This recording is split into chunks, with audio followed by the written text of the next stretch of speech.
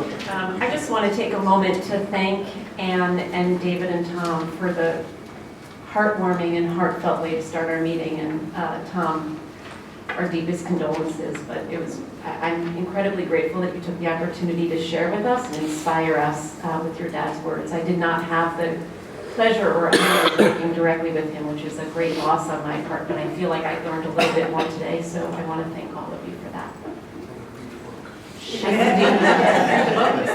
Yes. So shifting gears, this morning, Phyllis, David, and I are going to talk a little bit about our corporate strategy. I want to contextualize that as it's not the only thing that we're doing in the world of fundraising. There is not only one thing that we ever have the pleasure of doing, but there are several core strategic areas, and our corporate strategy is but one. So I just wanted to start by sort of framing that, and up on the screen you will see there are several things that we are quite focused on these days. You're going to hear a little bit more from Daron in his remarks about what we are affectionately calling wind in the sails philanthropy. That is our intention to engage with mega philanthropy, large foundations, to support the work that we are doing, to invest in us with unrestricted operating support, the kind of unrestricted support that really allows us to invest in our dreams and growth. Certainly program support for our signature portfolio that includes fundraising for things like J-Response that you just heard, certainly JWB, JCC Maccabi, Sheva, things like that. You're all quite familiar with our board campaign and annual giving. That's a campaign that has been going on for many years and continues. You're going to hear a little bit later this morning from Neil Meyerberg on our planned giving program, so I'm not going to spend time there. We have also launched this year special purpose funds. You are familiar with the Innovation Fund for Israel Engagement. We spent a lot of time talking about that at our last meeting. We are beginning to really talk about those as program accelerators, looking for funding that we can use to ignite programmatic development in the field around areas that are important to us. And then finally, our corporate partnership strategy. This has been the last year of my work, to be sure. You should know that work, that entire portfolio, is really supported by 3 full-time staff in the department, me being one, Gabby Cordova, our development assistant and board liaison, and Lisa Zavar, whose primary focus area has really been on JWB fundraising. We brought Neil in as a consultant on planned giving, and it became very clear at some point that to develop the corporate strategy that we wanted to, that we would also need to bring in a consultant, which we did, and I will talk about her in just a moment. But to take a step back and to think about what we have historically done around corporate giving in this organization, Coca-Cola, you see their logo, they have been the gold star, the only gold star, and they are deserving of all of the recognition. They are a phenomenal partner. They have been giving us 6-figure support for a long time. We celebrated 30 years of their partnership this summer. We have asked them to also increase their support and are awaiting news on that proposal for this year. But primarily, we have looked at corporate support around 3 areas. And I'm going to work backwards a little bit from how it's framed on the slide. Certainly around our JCC Maccabi games, sponsoring our conferences, and a preferred vendor program. Our preferred vendor program is approximately 30 companies who give annually somewhere between $2,500 and $10,000 to be considered a preferred vendor. We have historically, and having been in the field, I know I would receive these lists as an exec in the field. We have promoted them on email blasts, certainly at conferences. They're part of our exhibit halls and things like that. But it has been a fairly cookie-cutter program, if you will. Not a heavy investment from them financially, and not a heavy investment from us in terms of what we've been able to actually deliver. So it became clear to me when I got here that we needed to evolve that preferred vendor program into a much stronger corporate partner program. There's a couple of inherent challenges to the preferred vendor program from my standpoint, and the more I've spent time talking to both people in the field and our preferred vendors, my assumptions have proven to be true on both sides. One, the preferred vendor, just by title alone, by name, implies that we can help guarantee some purchasing intent on behalf of our JCCs or our camps. And the reality is, and the execs in the room will probably agree, we can't guarantee that, right? Every JCC is its own. They're going to find their own vendors, their own partners. There's no way that we can guarantee that. On the other side, the field, our execs, our JCCs, our camps, have reason to believe, rightfully, that because it's a preferred vendor program, that we've gone through some process that gives preferential treatment to these companies versus others, that we've somehow guaranteed, whether it's competitive pricing or access to something that the rest of the world is not getting, and we also could not guarantee that. Really, this has been a program that's been pretty much pay to play. Those vendors that wanted to step up and pay to be part of it, they were able to. There was some vetting, and some of you may have gotten those calls over the years. This company says they've worked with your JCC. Can you verify that they're a good partner? But beyond a couple of phone calls, that was really the extent. And in exchange for that sort of early interaction, we had monthly emails that we promoted. Every once in a while, we would partner with one to do something a little bit more targeted. But it was really a one-size-fits-all approach. It's not the kind of approach that we're taking with philanthropy in this organization in any way. So that's certainly not how we want to do this here. I talked before about the level of support that they had given, and we're really looking at not only increasing the support of our corporate partnerships, but increasing our commitment to customize an engagement that makes sense for them too. So these Saving In Stories emails that I referenced before, much more targeted, meaningful exposure. I was sort of, in thinking about this, I came across at the end of 2019, the Association of National Advertisers, their word of the year was personalization, which told me that we were onto something here, because it really is about personalizing the relationship, not only consumer to brand, but certainly as a nonprofit to all of our philanthropic partners, be them foundation, individual, or corporate.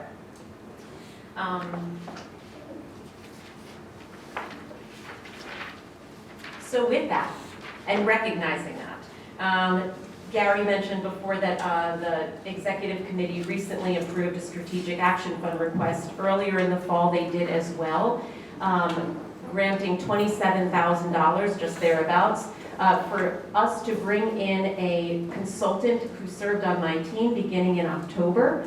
The 3-month assignment has just really come to an end, and I'll talk a little bit about how we're moving forward.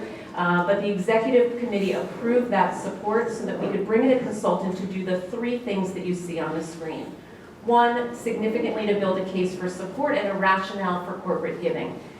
It's important to note, you saw the first slide that talked about everything that's on our plate. It was incredibly important to me that we identified somebody who could come in and do this.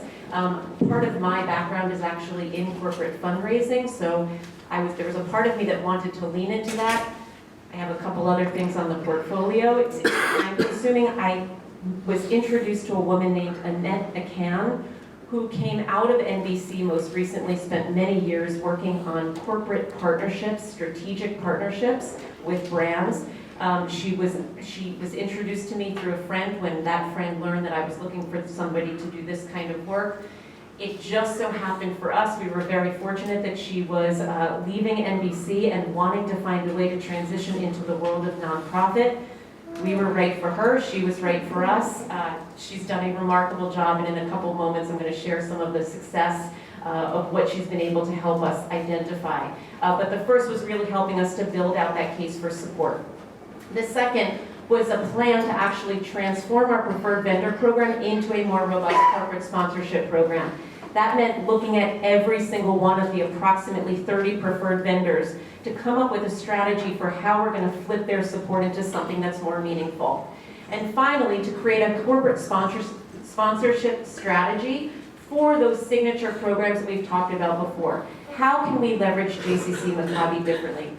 Certainly this summer with Pace University, we have a tremendous opportunity there, and also to think about how we can engage at J Summit sponsors in a very different way. So here's what she's been doing since October. In a very short time, I will tell you that she's updated, not only there's a couple samples here of some of the visuals that she's helped to create, We used to have these very large books, I mean like packets, 20 pages on what it means to be a sponsor of something like JCC Maccabi or one of our conferences. Useful, but I don't believe that anybody ever read them outside of our team. It was just too much information, so she really took that, condensed it down into 1 page, 2 page, easy to read, easy to digest, sales pieces, if you will. She has been tremendous in helping to identify prospects, to do research, documenting. One of the things that we realize, this may not be a surprise to people in this room, is that our own documentation about our preferred vendors and the partners that we've had, not that great. There was not such a clear trail of breadcrumbs, and where there was information, just because of the nature of where these things lived, I will tell you this has been a program, the preferred vendor, brilliantly stewarded by Steve Becker, our health and wellness consultant, because primarily most of our vendors have been in that area. But he's not a fundraiser. He doesn't have that mindset. He didn't know how to document and what to track and where to track. So we've been culling and pulling a lot of information together. She's put the sponsorship materials together, like I said, for the 2 programs coming up in the nearest future. And she's working on the transformation of our preferred vendors. What we have done is we have mapped for every preferred vendor the new opportunity that we are selling. In most cases, because of the nature of the categories where they've been, in most cases we're looking at JCC Maccabi, we're looking at J Summit. There are some in the category of camp where we're trying to tie them to some of our internal industry camp conferences. There are some cases where we're going to consider them a JCC partner because they're going to support the general operations based on the nature of the work. But every single one of these, not only are we asking for more money, because we are, but we are also trying to develop a customized partnership execution so that what that company is getting in return is a much greater delivery. There's going to be a greater understanding on the part of the field about what that company brings. And the truth is we're changing the language. And I have to say I was a little bit concerned about how our vendors would feel about this. They are embracing it. They love to know that we are thinking about them as partners, not vendors. They love to know that we want to be able to provide important information from the field back to them. And our field is responding really well also, I'm happy to say. Finally, one of the things that Annette has done brilliantly is she's helped to develop proposal templates. And we've already begun to submit dozens of these to the field. So I will say, for those that were on the executive committee call when we talked about this, I talked about this sort of 3-month engagement really being about planning, identification. It has turned into a far more action-oriented 3 months, I'm proud to say, in large part because of the quality professional that Annette is and what she brought to the work. Because of that, I'm also happy that Daron and I had a discussion, and we're going to keep Annette on paying out of operations, not the Strategic Action Fund, on a part-time basis just for the next few months. If Wind in the Sales Philanthropy comes to fruition and I could hire her full-time, I'm the first to say that I would, but she's been a remarkable partner, and it will be important to have her continue the relationships that she's begun to build with our vendors, with our partners over these next few months as we really look to solidify the agreements for JCC Maccabi and J Summit. So next steps, with Annette's partnership and certainly under my leadership in the team, we will continue to identify, research, and solicit prospects. We want to ensure the transition of all of our preferred vendors. Most of those agreements most of them came to an end in 2019. There were a couple in multi-year that are still continuing, but we want to make sure we're transitioning this properly. We want to continue to secure, activate, and steward our partners. Importantly, we have been looking at both financial commitments as well as significant in-kind partners, those companies that can donate product or services, things that we would otherwise be paying for, either for the association or our major conferences and events. Developing the sponsorship materials, not only for the things that we've already done, but I want to make sure we are getting ourselves ready for next year's professional conference, certainly for J Response, JCC camps, all of the work that we're doing in that area.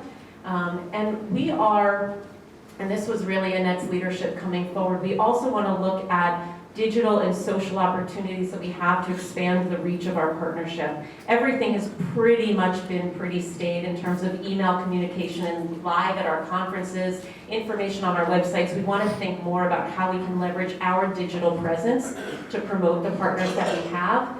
And very importantly, we want to look to ways to engage all of you, our board and our development committee, in all of the things that will help us to lead, cultivate, and expand upon the leads that you provide and the leads that we bring to you. And with that, it gives me great pleasure to turn it over to my partners in crime.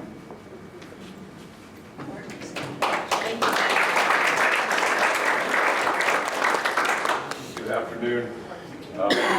So if I can condense really what Jen is talking about into really a purpose, a process, and a payoff, as you see on the screen, really what we're trying to do is create this really corporate partnership and sponsorship program, and through a process of really transforming the current, what's been existing in place, preferred vendor program, into something that's more profitable, comprehensive, sustainable for obviously the JCCA and obviously the JCCs that we serve as well.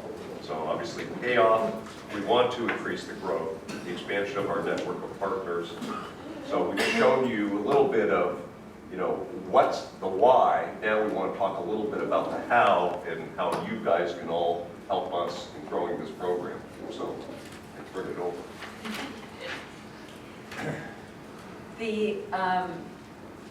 The opportunity to really look at what we can do individually and how we can bring the relationships that we have and the companies that we work with really to not only JCC Association, but then potentially as we look at what Coca-Cola has been for us nationally and continentally, as well as what it has meant for Atlanta.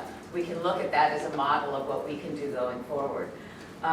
Whether it's simply talking about ideas and contacts, or really being an ambassador in different realms in our lives to really talk about the opportunity that exists now that JCCA is looking forward in terms of sponsorship and in terms of fundraising at a different kind of level than what we've all thought about it in terms of just asking our friends to engage with us.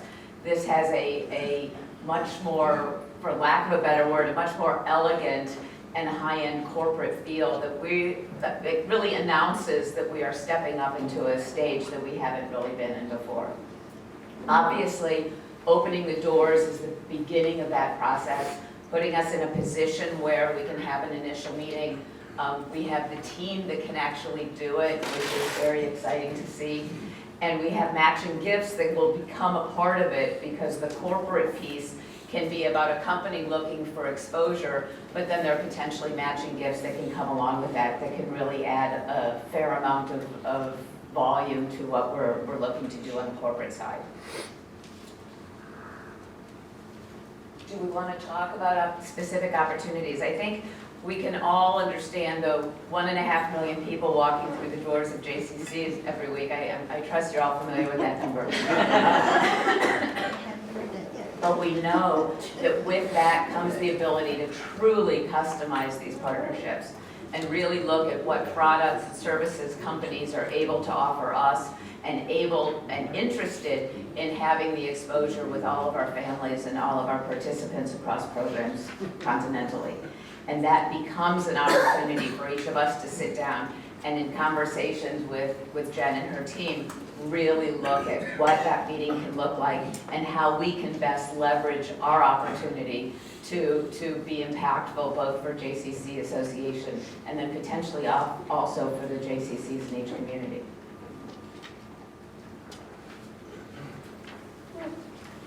When we look at the value of the logos themselves, these are our logos. But when we look at the value of our logos and realize the breadth of people that actually come through our doors for these programs, you realize what an incredibly high-end, solicitation will allow our participants across our programs to then see whatever sponsors and whatever companies are going to be there. There have been a couple very good examples of how we can do this already. Obviously, we keep coming back to Coca-Cola. It was a pleasure when we were in Atlanta last year to really see the depth of the relationship between the executives at Coca-Cola, not just in terms of that they're comfortable with what we have done and that they feel that we've shepherded the relationship appropriately, but that they truly are engaged in our mission and they truly believe in what we're doing, which simply adds an element of elegance to the entire process because you see it through their eyes. Jen, do we want to talk about the other? Has anyone have an example that we can talk about in terms of? Would you? So, people's back, I'll stand over here. Back. So several months ago, I asked Jen, I had an idea that some of the people in my business, the insurance business, are CEOs, founders, and have both their companies and their foundations. And I asked Jen, we started talking about different people, and her team got together and got me a list of these founders, what their foundations were funding, what their interests were, and to give an idea of could I go to them. And last week, Friday when I was here, I visited with the CEO of the Travelers Insurance Company, and Jen and her team put together a wish list menu for J-Response, because I felt that the J-Response was the perfect combination of their disaster response and recovery interests for their clients, and how this could be a great tie-in for them and for us. So we'll stay tuned, but they currently have a menu that the team put together of ideas in dollars attached to the menu, what it would cost for them to have different sponsorship levels. So the tools are in place both from a research standpoint and an ask standpoint to make it very easy if you're the one who wants to make the ask, or just open the door and have them come with you. So the tools are in place. Thank you very much, Ed. Right. Just an observation that comes from another industry, and that is public broadcasting. If you go back 20 years, it was the philanthropy department of large corporations that gave money to public television. That completely dried up, and it went over to the marketing department. And then it's now gone to family foundations with special interests, just like was just alluded to. If you see that Farmers Insurance is underwriting Antiques Roadshow, because if you have collectibles, you're going to insure them. And the underwriter of Masterpiece Theater is a cruise line, because the demographics of who watches that program travel. And it took a generation of retraining of professionals to talk the vocabulary of the new people in the corporate world that they had to meet with. So it's not just here, but it's even for local J's. The whole notion of who they can talk to has changed. Dramatically, absolutely. Not sure, are we allowed to ask questions? Okay. It's a commandment. So I'm curious, and this all makes a ton of sense, but there was something that Jen said earlier where it sounded like, we used to have this preferred vendor concept that in reality was very hard to implement because you're dealing with a very diverse set of agencies that actually trying to roll something like that out is hard. So it looks like we've moved more to things that we can deliver on, which is our umbrella program, premier, I don't remember what the term was, there was some premier program or signature program. And I think that all makes the most sense as you're embarking on this A phase or whatever it is.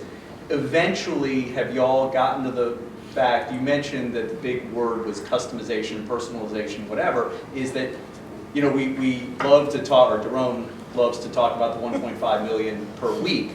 That is unbelievably impressive number, but it only becomes impactful to the proposed partner if we're actually rolling down our deliverable to that thing. So at some point, will you be looking at, well, where maybe it's regional partners? I mean, I don't know how you carve out that one, the diaspora, but it seems like that's where you can actually find some partners that aren't programs that we control, but they're affiliates that we can engage on their behalf. But that seems like a way harder deliverable. So while that's not phase A, what's your timeline to try to start thinking through those? Well, the good news is that not anyone has really figured out how to engage the diaspora, so like we're in good company. Right. Look, I think, Jay, you're 100% right. There's no question that this program is only going to be successful if we're putting the brands in front of the field, and the field is responding. And the field is going to respond when they see that more customized Absolutely. offering. Right. Look, there's a shift in the way that we will talk about these partners to the field. Moving the language from preferred vendor, here's a competitive rate, so this is why you should do this. We're going to be talking about these partners as partners that are committed to the work that we do. These are companies and brands that are investing in Jewish community building. These are the brands and the companies that on a local level you should and would want to partner with. I think Coke is actually a perfect example because they support JCC Association and a movement continentally, but they also support the JCC locally. That's really what we're talking about also when we're looking at major brands. We do not want to come into any community and take over a relationship. We also want to think about how can that company, if they're not already supporting their local community, let's raise awareness about that too. There are a number of partners that we've spoken to who are still looking for, is there a way to, scale pricing or to encourage pricing, things like in sort of the way that you're talking about, Jay. I think down the line, I'm curious to see ultimately how this is going to evolve. I think we are talking about a sponsorship program tying brands to this signature portfolio, right? Eventually, it will have to trickle down to the field. It will have to be embraced by JCCs and camps in terms of purchasing and things like that. And I think you will have to get more regionalized or targeted in other ways where you're clustering certain like JCCs that are going to have certain logical partnerships that others might not. The key initially is also about not making promises that we can't deliver on. And being really clear that we don't own our JCCs. And therefore, the ability or the mandate can't come from here for JCCs the way it can for our signature programs. Because we can control what goes on the back of that t-shirt and what goes on the website. And that not over-promising is about building that relationship as we are able to show the success of it and therefore be able to talk to JCCs about the value in it. It then becomes possible to expand the promise because the JCCs have bought into it. So in this capacity, this is a classic trade association move. And I'm just wondering, do you have any trade associations that you're holding up as a model to achieve or seeking input from in how to do this well? We're happy to. If you know of examples where they've transitioned successfully in this way, by all means, I would love to know who they are. We're not looking at it necessarily as, it's not my mindset to think of us as a trade association in that way. I'm very much thinking of us as a charity, particularly when I think about each one of these brands. I think it's important that we think about it from that perspective, not just an industry benefit. But operationally, it's the same engine with a different framing. At least in my opinion. I mean, the thing I'd be aspiring to is the NBA, but that's a big reach. But I'm happy to talk to you about it later. I just wonder about that framing. So it leads into a very good point of what you're saying here, Josh, in terms of, when we talk about these support and how we're looking at these things, obviously there's the cash element of what we're, looking at that. And then there's also kind of the support of looking at in-kind or support of product. And really, as a JCCA, sometimes it's things that we may do that will bring value to the local level. Sometimes there may be things that localize that could have national implications that we don't know. So a lot of this stuff gets into the elements of discovery. When we talk about things of in-kind donations, of examples, food, snacks, hotel stays, airline miles, car rentals, product supplies, technology, Wi-Fi. There's a variety of different ways. Like in my own personal experiences within San Diego and really within, I don't know, a western region, because I've helped 4 or 5 other JCCs locally in their JCCA or JCC Maccabi Games work on in-kind for the areas that my industry touches. So, there would always be Orange County, or when Stuart was in Denver, Stuart Rayner was in Denver, and a couple of other JCCs, Tucson, and obviously San Diego, where there'd be a request for, we need all these cleaning supplies, or we need paper products, or we need whatever, that there was a help for from a local vendor community, or that are national providers of products, so could be taken into that. We would have some, in San Diego, years ago, we had the one-off that was, we needed to find air mattresses, and we found some Chinese company that was right here in your backyard here in New York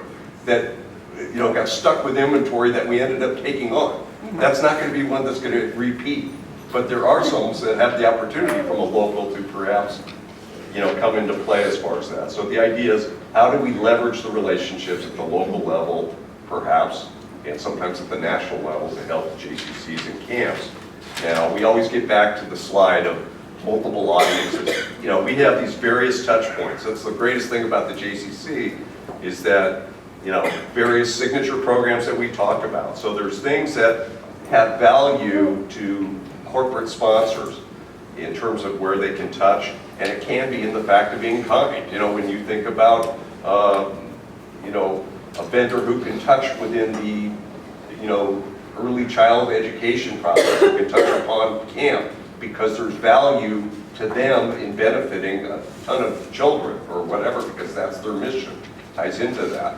And then companies, or sometimes when they do it as the corporate in-kind of product, but then they have either a foundation or they do it directly. So there's all these different things, and it gets into, obviously, our request of all of you is, where can you identify in terms of people within our, ask area? And then it's a variety of discovery conversations that got to take place, because you got to get to know what their organizations are all about, where their needs are, and personalize what our approach is. So when we get back to talking about it, we've identified, we have somebody out of the insurance industry. I come out of the janitorial supply industry, so even in San Diego, we deal with, I have a golf tournament we co-chair. So I have a vendor community that I go to that's all localized, and every year they look forward to this great event that repeats. Well, there's some of those companies, a couple of them, when they heard we're doing JCC Maccabi, they came to talk to me and mentioned, hey, we might be interested in this kind of thing. So can it be, some of those things be nationalized on all that? So I have a relationship, and a couple of us have a relationship to the Gojo industry. You probably don't know the name Gojo, most of you, but you do know the name Purell, right? Okay, so there is an organization that, family held company, really in a 3rd generation now of leadership in terms of that. So obviously healthy lives and children and wellness and health is very, very important, but Jewish family, involved in the Jewish community. Joe Camper was former national chair of Federation. You have that thing. They have foundations, they have corporate support, they do in-kind support of different things. That's just an example of one, but we're all looking for it, and I'm excited about obviously taking this opportunity. But we have this story, we have the vision, we have the staff and the lay leadership to get it done. So our ask of all of you is, what can you identify? Could be out of your local level, could be out of your network of people that you know from certain industries that represent something, that represent the tie-in. You know, the sports ownership, you know, you always see the names of owners, you know, the big managing owner or things, but there's a lot of people that sometimes tie into those groups that lead into things. Natural attraction to JCC Maccabi, you would think, okay? So retail, hospitality, a lot of different things that can play into that. So with that, I'm a slippery piece. To end, I think it's really important that everyone really appreciate the extent to which our incredible staff really becomes the tool for our success in this. Without Jen and her team, we not only wouldn't have the ability to just talk about it, but we really wouldn't even have the ability, certainly, to execute on it. And that's something that we should all be very proud of, and we should work individually to really take advantage of that. I know time is short, and I'll just go back to what David said, that we really have the right stuff in place right now for us to be hugely impactful with just a couple relationships in our lives to actually bring corporate level sponsorship to JCCs and JCCA. So thank you. If you have ideas, you can talk to any of us, but we really would like to have an exciting opportunity to talk about some successes when we get back in a couple months. Remember, City Slickers, just one thing. Big one. Thank you.